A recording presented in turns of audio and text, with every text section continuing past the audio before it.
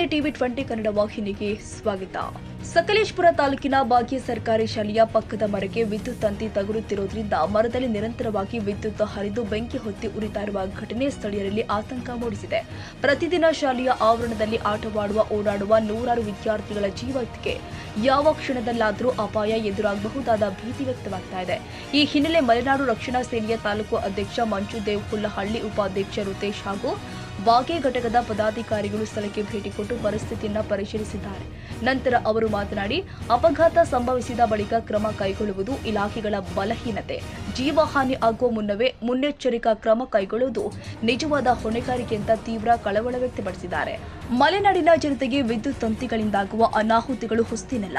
ಹಿಂದೆ ಮನುಷ್ಯರು, ಕಾಡು ಪ್ರಾಣಿಗಳು ಹಾಗೂ ಸಾಕು ಪ್ರಾಣಿಗಳು ವಿದ್ಯುತ್ ತಂತಿ ತಗುಲಿ ಸಾವನ್ನಪ್ಪಿದ ದುರ್ಘಟನೆಗಳು ದಾಖಲಾಗಿದ್ದು, ಭಾಗ್ಯ ಶಾಲೆಯ ಈ ಘಟನೆ ಮತ್ತೊಂದು ದುರ್ಘಟನೆಗೆ ಮುನ್ನಡೆಯಾಗಬಾರದೆಂಬ ಆತಂಕ ಈಗ ಹೆಚ್ಚಾಗಿದೆ.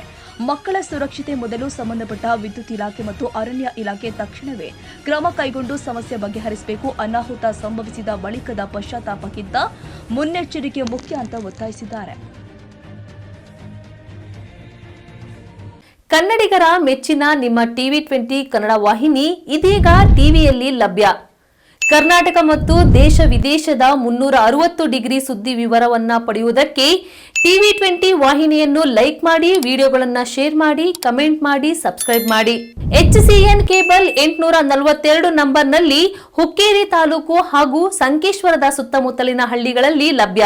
PCN ಕೇಬಲ್ 129 ನಂಬರ್ನಲ್ಲಿ ಹಾರುಗೆರೆ ಸುತ್ತಮುತ್ತಲಿನ ಹಳ್ಳಿಗಳಲ್ಲಿ ಲಭ್ಯ. ರಾಯಬಾಗ್ ಡಿಜಿಟಲ್ ಚಾನೆಲ್ ಕೇಬಲ್ 80ನೇ ನಂಬರ್ನಲ್ಲಿ ರಾಯಬಾಗ ತಾಲೂಕಿನ ಸುತ್ತಮುತ್ತಲಿನ ಹಳ್ಳಿಗಳಲ್ಲಿ ಲಭ್ಯ. UDCN ಕೇಬಲ್ ನೆಟ್ವರ್ಕ್ ಉಗಾರ ಸುತ್ತಮುತ್ತಲಿನ ಹಳ್ಳಿಗಳಲ್ಲಿ ನಿಮ್ಮ ಟಿವಿ 20 ಕನ್ನಡ ವಾಹಿನಿಯೂ ಲಭ್ಯ.